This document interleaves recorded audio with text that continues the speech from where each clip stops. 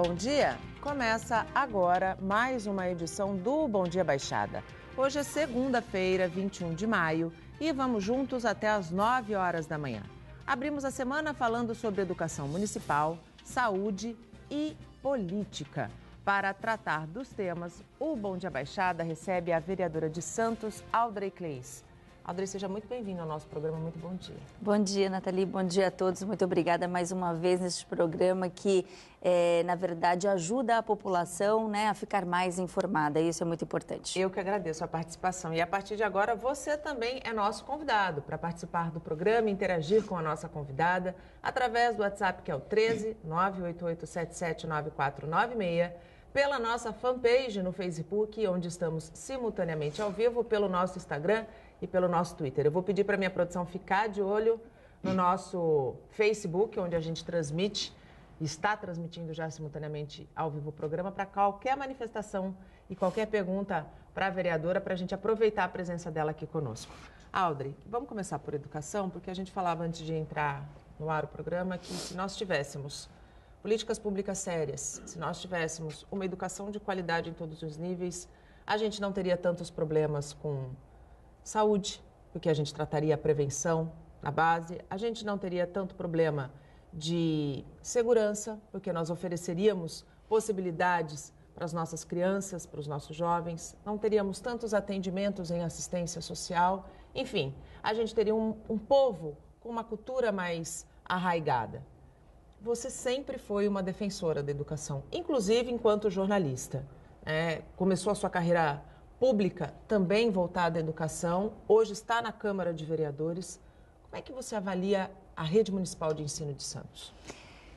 É algo bem complexo, né, Nathalie? Porque você tem várias pontas para analisar e chegar a um resultado. Mas, bem disse agora, você abrindo este programa, a educação é a base de tudo.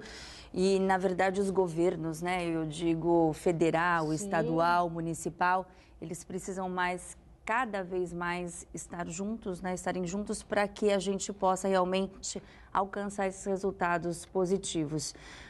O que a gente não vê, né? A gente vê uma grande separação. Então, e isso passa pela educação. Claro. Eu vou te dar um exemplo assim básico, que é em relação ao programa Mais Educação, que foi criado, né, para que a gente pudesse alcançar a meta 6, as metas colocadas no Plano Nacional de Educação, e uma delas, a meta 6, em relação à questão da ampliação da educação, né, a educação integrada, a educação ampliada para os nossos jovens. Então, o Mais Educação, ele foi criado com este objetivo, para que as crianças pudessem ficar mais tempo nas escolas, né? E com isso desenvolver mais habilidades, não só a questão daquela período regular.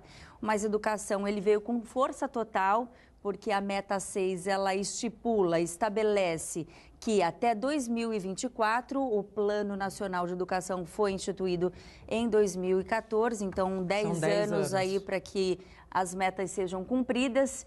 E dentro da meta 6 fica estabelecido que até 2024, 50% das escolas públicas, 25% dos alunos que estudam nessas escolas precisam ter e, na verdade, oferecer o período integral aos alunos. O que a gente não vê, por exemplo, aqui em Santos.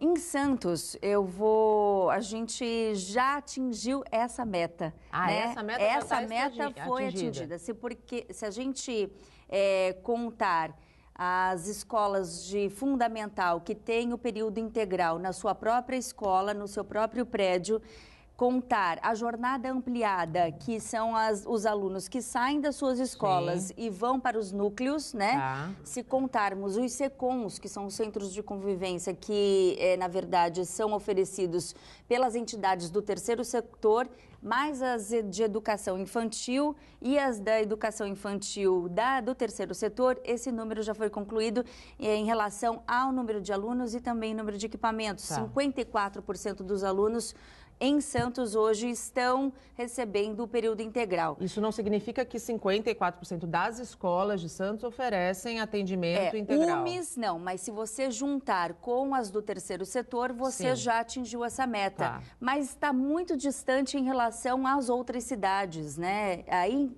quando eu falava em relação ao Mais Educação, ele foi criado justamente para isso, para permanecer, fazer com que a criança permaneça mais tempo na escola. O problema é que tudo que começa bem, não tem continuidade no nosso país. Então, houve basta falta... uma crise, né? Basta uma crise, basta um interesse político que parece que a coisa trava. Há 2 anos houve aí uma falta de repasse, né, por parte do governo federal em relação ao programa. O programa foi reestruturado, hoje ele volta para a escola, mas não com a cara que ele tinha antes.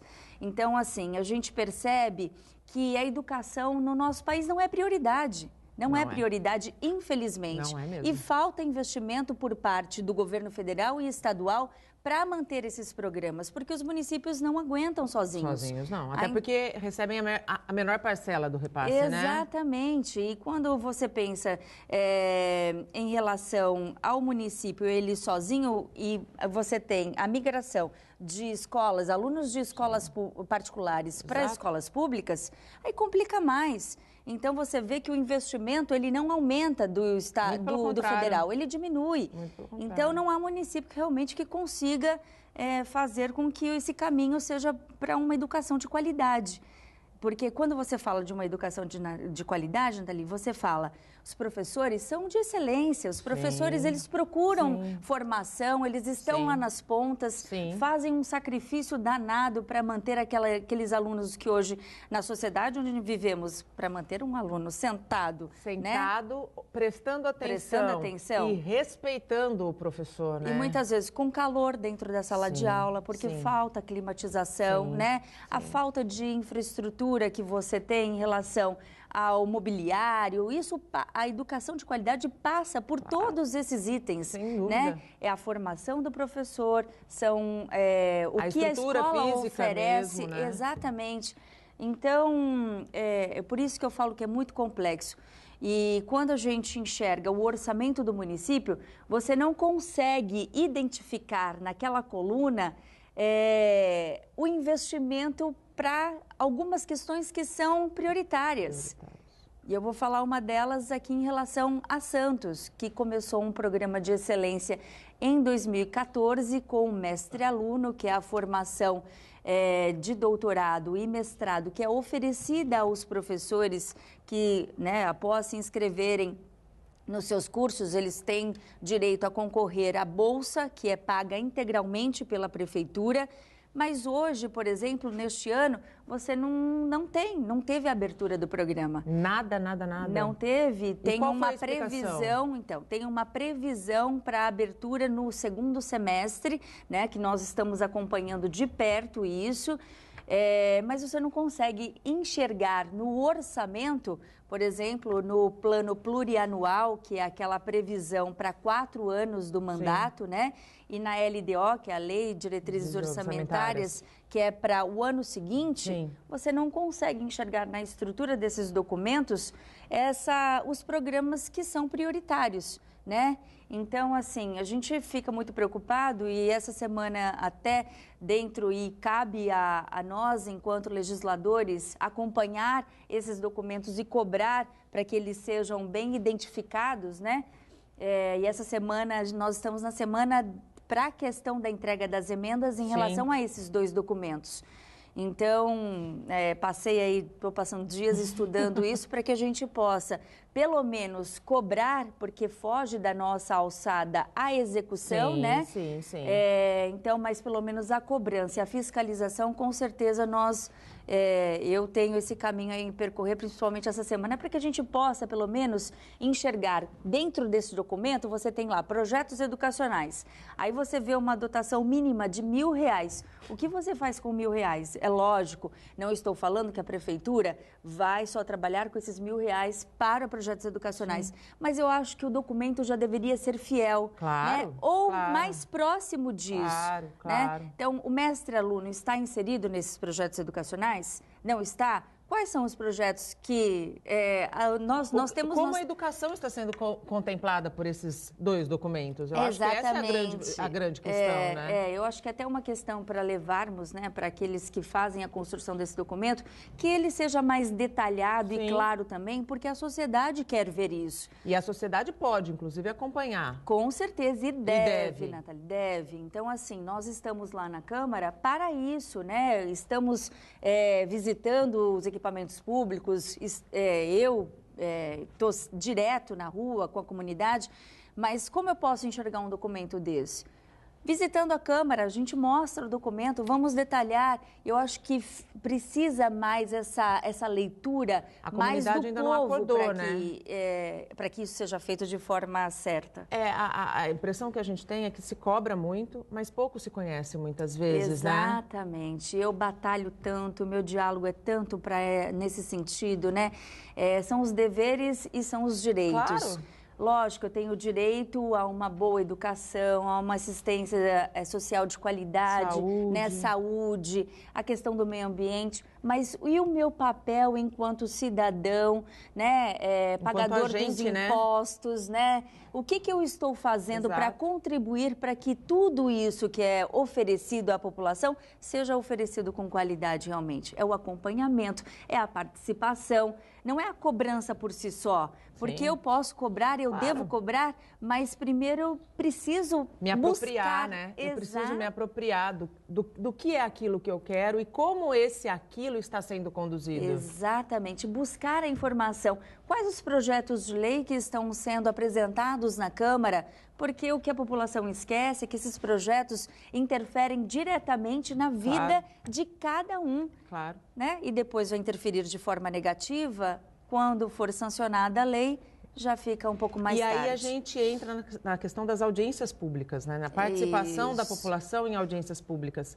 Muitas vezes a população sente que em audiências públicas muita coisa é falada e pouca coisa é definida, por não saber qual é a importância e qual é o objetivo da audiência pública, né? Perfeito. E o trâmite, né, depois, após uma audiência, eu não posso reclamar das audiências que eu fiz de não ter resultados.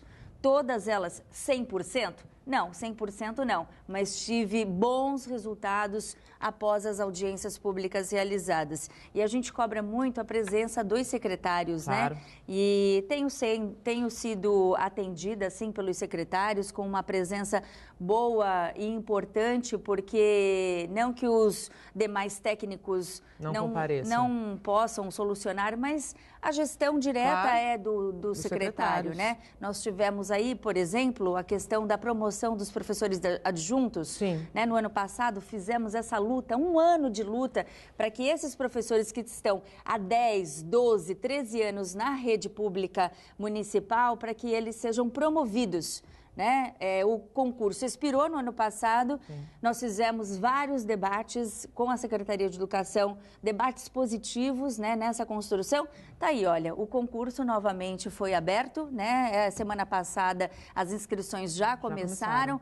É tudo uma questão de mobilização. Eu acredito, né? Não porque muitas vezes não querem fazer, mas muitas vezes a gente acaba se acomodando por falta de força, né? Então eu digo, se eu faço uma audiência pública e uma pessoa comparece, é importante. Claro. Mas se a gente faz uma audiência pública e a gente lota um auditório com pessoas interessadas naquela causa e resolver aquele assunto... Né?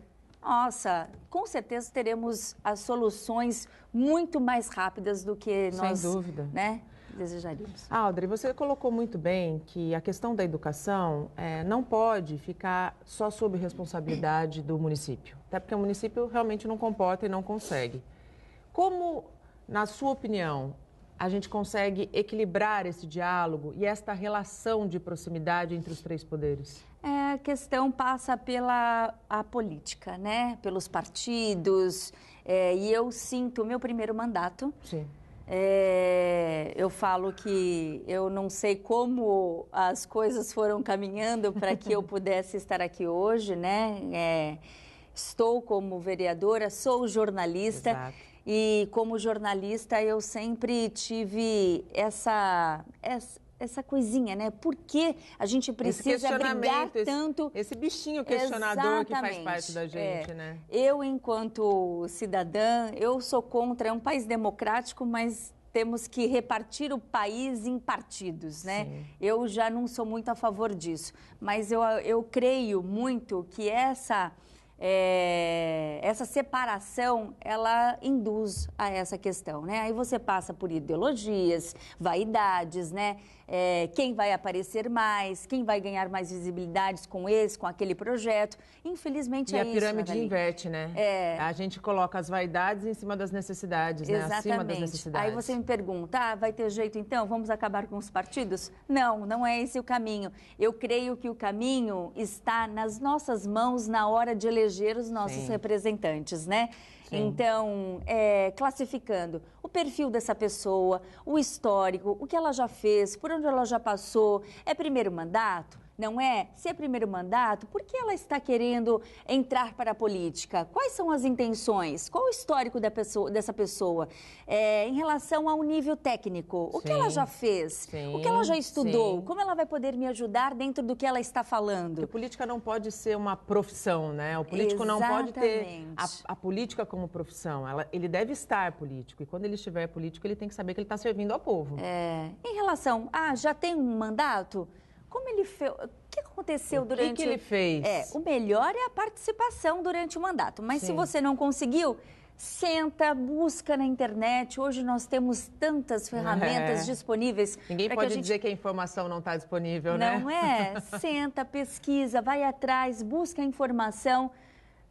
Põe ali na ponta do lápis, ele merece estar lá novamente? Por que ele merece estar novamente?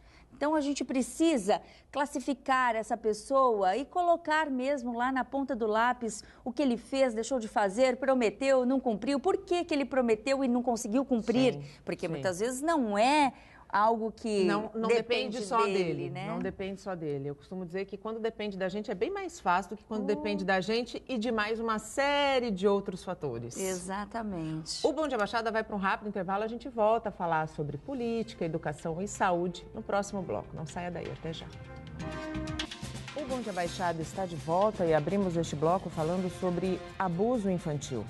O Brasil somou pelo menos 175 mil casos de exploração sexual de crianças e adolescentes entre 2012 e 2016, o que representa 4 casos por hora. A maioria ocorre com crianças de 0 a 11 anos. Na reportagem a seguir de Fabiano Roma e Leandro Delpec, você vai saber como se prevenir deste mal que assombra o país. Só aqui em Santos, no segundo semestre do ano passado, foram registrados 48 casos. Ele me tocava. E aí me obrigava a fazer coisas que eu não queria fazer, me induzia a fazer coisas que eu não queria fazer. Abuso, ele tem uma conotação bem ampla pela lei, que é toda a violência direta a crianças e a adolescentes. Essa violência de cunho sexual, ela pode ser perpetrada através de uma violência direta, né? Então aí um estupro, algo parecido que é crime, ou simplesmente algum outro tipo de exploração dessa criança também. Colocar essa criança perante terceiros explorando-a sexualmente para obter ganho, algum tipo de benefício. O abuso vai desde o estupro em si, né, como outros tipos de abuso que não precisa nem haver a penetração, né, e é difícil de detectar, muito mais difícil de detectar esses abusos em que não há penetração, que há o desconforto para a criança, que não deixa de ser um abuso, mas que não há penetração, então você não consegue detectar num exame corpo, né? Você consegue detectar na mudança, na fala, e muitas vezes isso só vai ser concretizado e detectado mesmo por um acompanhamento psicológico. Na verdade, eu estava em casa quando tudo aconteceu, e também foi em casa que tudo continuou acontecendo. Eu tentei contar, mas ninguém acreditava em mim, chegavam até a me culpar. Passei muito tempo achando que a culpa era minha. Indiscutivelmente ainda tem muito medo e vergonha, assim como há um preconceito de uma forma geral. Né? Essa desvalorização da mulher é muito grande, então muitas vezes a gente vê adolescente que é vítima de algum abuso e tendem a colocar a culpa na própria vítima, né? A sociedade de uma forma geral, porque está usando aquele tipo de roupa, porque se comporta daquela maneira, quando na verdade a vítima nunca tem culpa, nunca mesmo. Se a gente fizesse uma estatística, acho que 1 para cada 7 crianças que chegam tem algum tipo de abuso sexual. Pode causar um estresse pós-traumático, né? Que seria o que a gente chama de TEPT, transtorno de estresse pós-traumático, né? Onde a criança viveu aquilo, cria um trauma, mas ela não sabe como lidar com aquilo. E aí ela começa a apresentar mudanças de comportamento que precisam ser vistas pelos pais e muitas vezes não são, e ela não sabe como lidar e acaba sendo uma criança problema na escola por mudanças de comportamento, por comportamentos inadequados com os amigos, às vezes até um comportamento sexualizado. E aí eu não queria mais ficar com ninguém, eu só queria ficar sozinha. Ela pode desenvolver tantos problemas emocionais, afetivos, cognitivos ou psiquiátricos, né? Nesses 3 âmbitos ela pode desenvolver. E aí pode ter uma depressão grave, pode ser uma pessoa muito reprimida, pode ter tendências suicidas. O abuso pode acontecer em qualquer lugar, mas já se sabe que é dentro de casa que a maioria dos casos acontece. E pode ser qualquer casa, de uma pessoa rica e de uma pessoa pobre. O que já se sabe também é que existem situações de risco e lugares também de risco que favorecem e facilitam a ocorrência desse tipo de crime.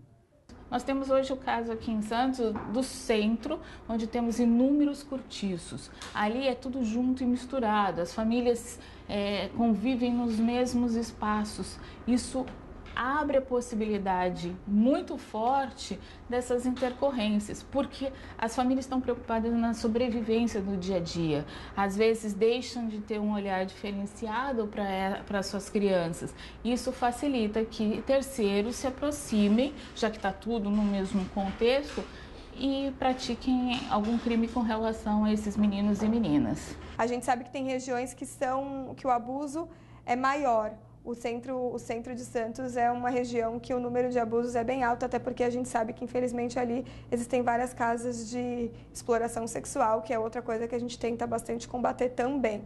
Mas a gente pensa que por a gente estar na zona leste da cidade, né, que não vai ter nada, e não, muitas vezes tem, e a gente chama de violência velada. Tem, mas vai ser dentro de 4 paredes e às vezes acaba sendo muito mais difícil da gente detectar. O que eu queria era que as pessoas tivessem me escutado, tivessem me olhado, tivessem me dado atenção, conseguissem perceber que eu estava vivendo um inferno. Nós temos que ficar atentos a qualquer indício, investigar, não deixar passar, imaginar, não, é um pai, é um tio, um avô, uma avó, uma tia. Isso pode acontecer em qualquer lar. Muitas das crianças que são abusadas por alguém próximo à família, elas tendem a dar sinal e algumas vezes até chegar a querer contar para a mãe ou para quem elas têm mais proximidade. E muitas vezes a gente não escuta as crianças, né?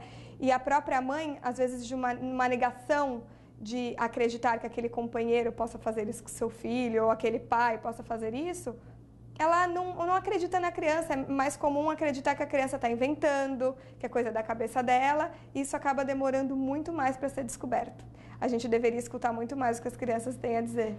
Acredite no seu filho. E acho que esse é o principal. Diálogo, é isso mesmo. Quando teu filho te fala alguma coisa, abra os ouvidos. O Disque 100 é o principal caminho de denúncia contra a exploração sexual infantil. Mas se você souber de um caso, o importante é não ficar calado. Procure uma delegacia de polícia ou o conselho tutelar mais próximo. Denuncie. Não podemos fechar os olhos para essa situação. Audrey, aliás, parabéns a todo mundo que esteve envolvido nessa reportagem, a produção, ao repórter, a edição, que fez uma matéria exemplar e que deixou bastante claro quais são as consequências, o que precisa haver qual é a estrutura que precisa ser montada. E aí a gente vai e percebe na fala de uma das entrevistadas que muitas vezes é na escola que esse problema chega ao conhecimento. Né? Nós recentemente tivemos no interior do estado de São Paulo uma criança que era abusada pelo pai e que mandou um bilhetinho junto com a lição e aí a situação toda se desfez. Foi descoberto, o pai foi preso, assumiu, enfim. É uma coisa que a gente nem consegue conceber muito. Como é que um pai faz isso contra o seu próprio filho? E aí a gente cai naquilo que nós falamos da importância da qualificação do professor para ele estar preparado para agir nessas situações, né? Isso aí. A gente começa a desenhar e perceber e ver claramente quais são os atores que podem ajudar nesta denúncia, né? Sim. Então, você tem a família, que muitas vezes, como a própria advogada falou, que ela acaba se omitindo, a criança dá o sinal, mas ela se omite, muitas vezes por vergonha, Sim. né? E não, às vezes não é nem o não acreditar. A mãe percebe algo, mas por vergonha ela também se cala. Sim. A criança ela fica sem referências, Sem defesa, vai né? para a escola, começa a dar sinais de que algo está acontecendo, né? Não desenvolvendo o pedagógico de acordo como deve ser. E aí o professor, é engraçado, né? Como o professor, eu só acho engraçado como os governos não enxergam o professor Exato. como uma peça fundamental da nossa sociedade. Exatamente. Mas tudo cai para o professor. É o professor que vai identificar que está acontecendo algo com aquela criança e que aciona a orientadora educacional, no caso, né? Para que as partes sejam aí envolvidas, Conselho Tutelar, Ministério Público, mas e as ações que vão acontecer após isso, né? A escola que vai ter que gerenciar isso e muitas vezes falta a estrutura para que o professor também faça essa denúncia. Sim. Porque o professor também corre risco nessa história, né? Porque você... Ele é que vai se expor. Exatamente. É ele que vai se expor. Né? E ele que muitas vezes toma a coragem realmente para defender aquela criança. Sim. E são muitos os casos, Nathalie, são muitos os casos. Então, você precisa ter no município uma estrutura muito bem formatada para dar respaldo à educação, mais uma vez, para que ela possa dar esse pontapé inicial para o fim da... É triste, né? É difícil de acreditar. É difícil né? de acreditar. Mas nós temos... Eu peguei, quando da passagem pela Secretaria de Educação, na educação infantil, né? Criança com 2 anos de idade que estava sendo violentada pelo tio, né? Então, você vê diretamente, não é necessariamente pessoas desconhecidas. Não, muitas vezes acontece dentro de casa. Os casos estão mais dentro dos lares mesmo, né? Então, assim, precisa, sim, dar esse respaldo aos professores para que eles possam ter esse olhar, primeiramente, do primeiro diagnóstico, vamos dizer assim, né?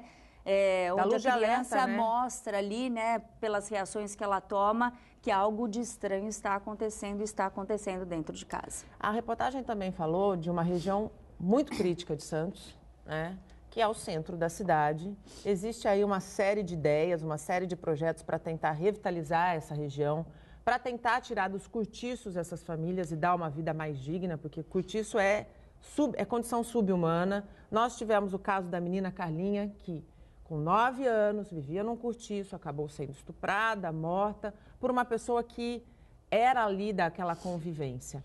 Hoje a gente sabe que o déficit habitacional de Santos, da região da Baixada Santista, é superior a 150 mil moradias. Ano passado se falava em 100 mil, hoje a gente já fala em 150 mil.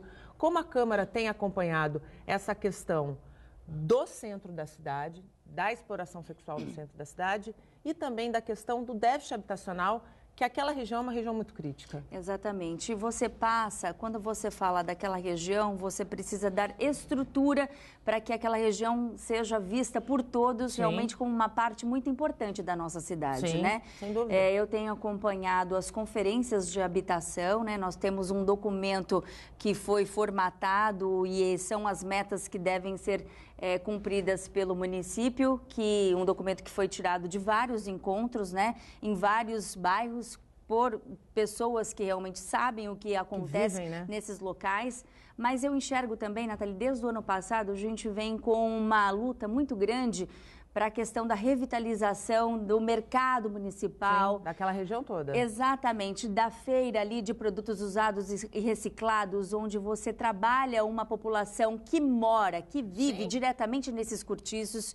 Ou seja, se você resgata essa autoestima dessas pessoas, você automaticamente, você está dando condições para que aquela pessoa saia dessa realidade de cortiço. Né? Mas eu senti muita, assim, a falta da ação efetiva do executivo em relação aos pedidos que foram feitos durante a audiência pública, principalmente em relação ao mercado, né? Se você for no mercado hoje, você tem 4 boxes ali funcionando efetivamente, né? Então, por que longe não de ser um mercado municipal, né? Exatamente. Com a concepção da palavra. Por que não promover ali a licitação para que os outros sejam ocupados e assim você começa a resgatar o sentido e a história daquele lugar? Porque vamos implantar um projeto, né, de economia criativa, isso está sendo construído. Eu sinto que as coisas são muito lentas. E eu acho que a gente poderia dar passos já para alcançar o que realmente é esperado, que são ideias positivas. Sim. Mas por que já não agir, né? Por que já não começar a construir isso com pequenas ações? Pequenas que podem ser grandes para um processo que eles querem. Claro, o reflexo disso pode ser muito grande, Exatamente. né? Então, assim, eu posso falar dessa situação porque eu estou há mais de um ano nesta luta para ver aquele mercado funcionando efetivamente com todos os boxes com vidas, né? Para que a gente tenha esse resgate e aí você começa a gerar empregos, você começa a mudar o contexto e a realidade. Toda. Exatamente. Então, eu acho que esse planejamento também falta, Nathalie, em relação à vida que se encontra ali e o que nós podemos fazer o quanto antes para a gente devolver essa autoestima às pessoas. Você acredita, Audrey, que a questão do centro e nos próximos dias, a Câmara deve estar avaliando a revisão da Lei de Uso e Ocupação do Solo, que tem também o enfoque ao centro da cidade. Um dos braços da revisão é o centro da cidade, onde eles falam muito de mobilidade, implantação da segunda fase do VLT, passando pela frente do mercado municipal. Você acredita que também a falta de uma estrutura de mobilidade dificulte essa vida àquela região? Eu acho, e eu tenho conversado muito com um dos técnicos, que é o Glaucus, né, que efetivamente fez aí o projeto. Nós, na semana passada, circulamos toda a área com ele, ali da Silva Jardim, né, que você pega todo aquele complexo saindo ali do mercado, passa a partir da hospedaria dos imigrantes, né, a antiga hospedaria dos imigrantes, você tem todo aquele zoneamento que ainda é considerado residencial e um dos pontos mais polêmicos, né, pelo menos no entendimento ali dos vereadores, é a questão da transformação dessa área em zona portuária, né? Sim. Você tem imóveis residenciais, mas você tem imóveis que são comércios, né? E comércios voltados à área portuária, e são muitos. Sim. E há uma construção nesse sentido para que você diminua o fluxo de caminhões, para que você tenha somente uma entrada para esses veículos, que eles não passem mais, pelo menos ali pela Silva Jardim, que seja um canal ali de amortecimento desses veículos, né? Eu acho que essa construção, ela precisa ser só mais discutida e detalhada, mas há já um pensamento para que a gente melhore a mobilidade no nosso município. Acredito que com a chegada do VLT ali no mercado, nós já vamos ter mais uma circulação de pessoas e pessoas diferentes, né? Claro. Só que as ações precisam estar integradas, né? E em paralelo, acredito, porque se você aguarda uma coisa acontecer para que a outra seja depois implantada, eu não sei, isso vai muito devagar. Isso é o meu pensamento, né? Claro, as coisas devem acontecer ao mesmo tempo, exatamente, né? Para dar certo ao mesmo tempo. Tem uma pergunta no ponto, pode pôr, por favor. É a Luciana Castro, de Santos. Você acompanha a questão do reforço policial durante feriados e fins de semana? O que pensa sobre isso? Sim, Luciana, bom dia. A gente vem numa luta agora não só para reforço nos finais de semana e feriados prolongados, né? Não sei se vocês acompanharam a questão da violência no Marapé, né? Com um alto número de sequestros, invasões de prédio. O prédio da minha mãe foi invadido, que mora no Marapé há 40 anos. E era um bairro considerado extremamente tranquilo, né? Até 2 anos, atrás. A gente pode falar, até 2 anos atrás, a gente observava o que a gente não tem mais, as cadeiras ali. Exatamente. Né, fora das casas, Sim, os vizinhos conversando. A característica do bairro mudou tão rapidamente por conta da onda de violência que entrou e está no bairro, né? Nós fizemos aí, a população se mobilizou, fez um protesto, participei junto com os vereadores Ademir, Rui de Rosses, e já surtiu resultados, né? Eu acompanho, sim, mas eu creio que o reforço não pode ser só aos finais de semana e feriados prolongados. Nós estamos necessitando desse reforço permanente, porque os assaltos não estão só acontecendo no Marapé, estão acontecendo na cidade Campo toda. Grande, Pompeia, Zona Noroeste, né? Então, assim, nós precisamos de mais efetivo, mas quando eu falo e a gente cobra a Polícia Militar, a gente precisa pensar também na Polícia Militar e na sua estrutura. Qual estrutura está sendo dada à corporação? Né? Equipamentos sucateados, coletes à prova de bala que já estão com a sua validade já vencida, o armamento que os traficantes têm armas mais poderosas que os policiais saem às ruas. O déficit de policiais Exatamente. mesmo. Carros que muitas vezes param no meio de uma ocorrência. Então, assim, precisamos pensar no todo. Precisamos cobrar mais policiamento, feriados, finais de semana, permanente, que essa segurança seja reforçada, mas que a corporação tenha, né, precisa de um olhar especial para esses policiais. Né? Porque quantos policiais a gente viu, por exemplo, em São Vicente, já são 4 ou 5 policiais que morreram porque eram policiais. Não, Nathalie, aí chega o capitão lá numa mobilização dessa e fala, sabe a dificuldade que nós estamos passando? Querem tirar a gente lá da casa onde nós estamos, que fica ali ao lado do VLT, que hoje o aluguel é pago pela MTU. E a MTU não vai renovar o contrato, segundo o capitão, está aí nessa negociação, renova, não renova, eles estão para ficar sem casa, sem uma instalação. Aí você diz, poxa... Daí você pensa quais são as outras dificuldades, né? Qual é a prioridade? O município quer a sua segurança?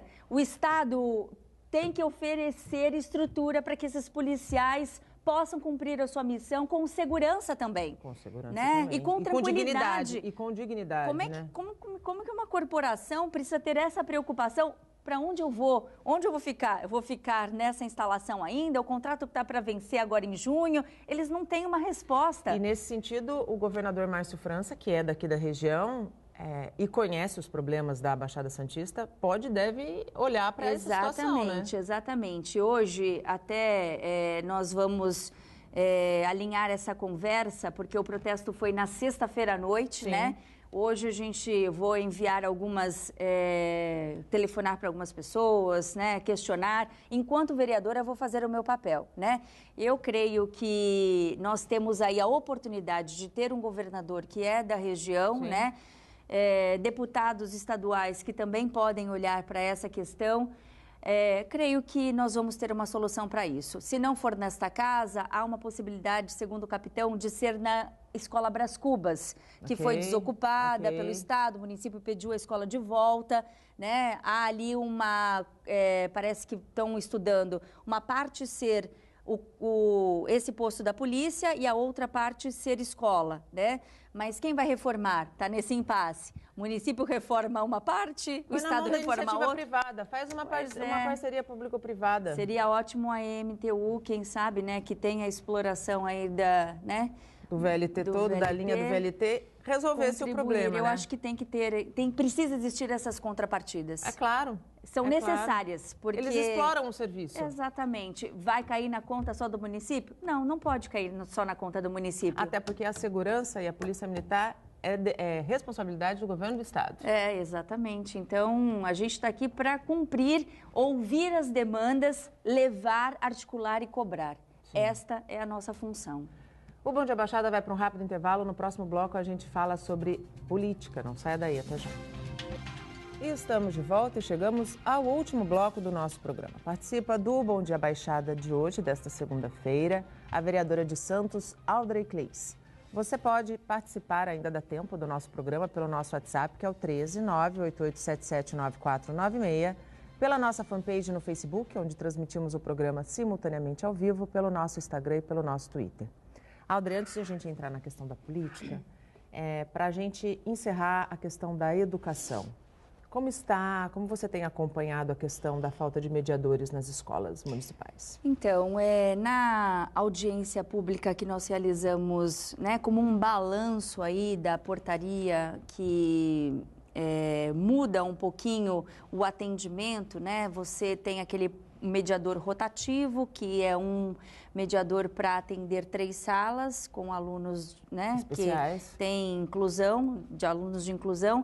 Você tem o mediador personalizado e o individualizado. Então, nós fizemos uma audiência pública para verificar esse início de aula, como estava sendo. E as técnicas, elas deram uma boa notícia em relação à abertura para professores de fora da rede. Por quê, Nathalie? Não havia mais professor na lista para ser chamado, porque no ano passado eles mudaram essa organização, priorizando, fazendo com que só professores da rede fizessem esse atendimento no seu... e não tinha como atingir a todos os alunos, né, que têm algum tipo de deficiência. E eu acho que essa decisão, ela foi muito importante para que você pudesse ter mais profissionais atendendo esses alunos. Então, deu uma acalmada, a gente vem acompanhando ao lado de pais que são participativos e que estão heróis, de olho, né, ali, e a gente vem acompanhando e, assim, a estrutura deu uma acalmada, sim.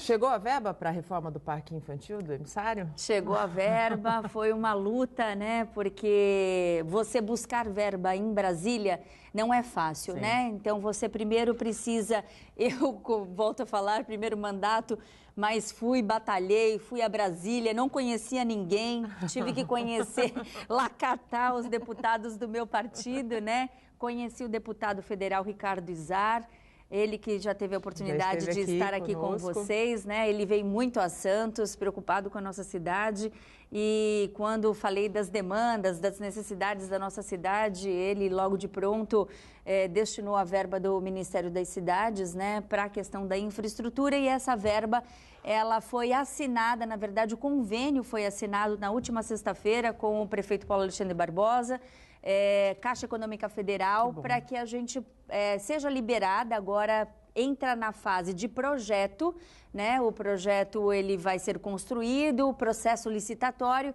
Então a gente deve ter aí por volta de 6 meses nesta construção desse documento por parte da prefeitura, né? Nós vamos acompanhar, Sim. ficar de perto aí para ver como que vai ser essa construção. Então acredito que a obra mesmo lá no parque aconteça a partir do ano que vem. A partir do ano que vem. Mas pelo menos já é uma... Já chegou. O dinheiro que precisava chegar, chegou, né? Então assim, o tapete todo levantado daquele parque, os brinquedos tão horríveis, péssimos, né? Difícil a criança brincar ali. Quem, se Deus quiser, uma melhor estrutura, né? Que bom, e boa notícia. Um parque tão importante na nossa cidade tem que ser cartão valorizado. Postal, né?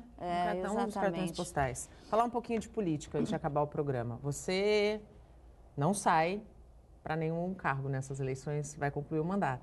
Muita gente me perguntando, vai para deputado estadual, vai para... Não vou. Eu tenho um compromisso, né, com a minha cidade, permaneço pelos próximos aí 2 anos e meio, né, que restam. Fico no meu mandato como vereadora. Eu senti a importância de aprender mais, escutar mais, conhecer mais essa realidade, né? Para que depois, quem sabe aí, lá na frente, e aí a gente então avisa o eleitor, olha, né? Vou sair, vou tentar, fico mais um pouco como vereadora, mas depois tenho outra missão, porque eu entendo que a gente deve subir mais um degrau, né? E a gente vai, da mesma maneira, e mais fortalecida a olhar pela nossa região. Sem dúvida, né? sem dúvida. Então, não só para o município de Santos, mas para os demais municípios. Quero sim, Nathalie. Nesse sentido, o vereador que mudou de partido, o vereador Kenny, chegou ao PP, ao mesmo partido que o teu, e já se declarou pré-candidato. Isso. É uma importante representatividade, né, da nossa região. Com da nossa certeza. cidade. É um vereador de destaque, né? O mais votado e teve o seu merecimento, né? Por toda a construção que fez aí enquanto na legislatura que teve, né? Já teve a oportunidade de estar. Então, eu acho que é o reconhecimento, né? De algo que você fez, que foi positivo. E a gente espera aí que ele tenha muito sucesso, né? Estamos num período de pré-candidatura. Pré-candidatura. Então, eu só espero que ele tenha muito sucesso, que ele possa fazer o que ele fez enquanto vereador, que ele possa realizar lá na Assembleia, né? Olhando mais, ajudando mais para a nossa cidade, não só por Santos, mas por toda a nossa região. E essa representatividade é muito importante, né? Nós aumentarmos a representatividade da nossa cidade, da nossa região em nível estadual e federal é muito positivo, né? Exatamente. Eu acho que hoje nós já temos representantes, mas eu acho que nós precisamos mais. Sim. Porque a região da Baixada Santista, e você conta aí, Baixada Santista, Vale do Ribeira, Sim. é uma região que favorece e enriquece o nosso estado. Sem dúvida. Então, ou seja, os nossos representantes precisam desse olhar focado para a nossa região, com investimentos, com as suas emendas, com as suas verbas parlamentares voltadas para o crescimento e fortalecimento não só da estrutura em relação à segurança, meio ambiente, educação, saúde, e que eles possam fazer essa construção ao lado dos municípios, né? Sim. Com os governantes, mas que seja aí um mandato sério, de pessoas compromissadas. E em parceria, né? Com diálogo. Parceria. E que eles tenham os olhares também para os vereadores, Sem né? dúvida. Que são os grandes articuladores deles nas cidades. E é onde isso não pode ser esquecido. onde o morador bate na porta, é na Câmara. Não é? Então, o vereador recebe a demanda, manda para o deputado e o deputado faz, né, sua vez na Assembleia. E devolve para o povo que o elegeu. Devolve em serviço, trabalho, é o que nós precisamos. É isso mesmo. Infelizmente, nosso tempo acabou, Audrey. Já acabou, passou muito rápido, tá vendo? Muito obrigada pela tua participação, pelas informações muito importantes que nós levamos ao telespectador abrindo essa semana. Parabéns pelo teu trabalho enquanto vereadora e continue desta maneira, porque eu acredito que o seu ser político faz a diferença na política e nós precisamos de uma renovação na nossa política para que a população, de modo geral, volte a acreditar. Amém, Nathalie. Pretendo seguir nesse meu caminho, com muita força, fé e foco, né? É isso mesmo. Parabéns pela condução do programa. Obrigada. E por abrir as portas aos representantes da cidade, né? Das cidades, Sim. que isso é muito importante para quem está lá do outro lado assistindo, recebendo todas as informações e pensando de forma consciente. O Bom Dia Baixada fica por aqui. Você pode ficar bem informado sobre tudo o que acontece na região e no mundo acessando o Santa Portal.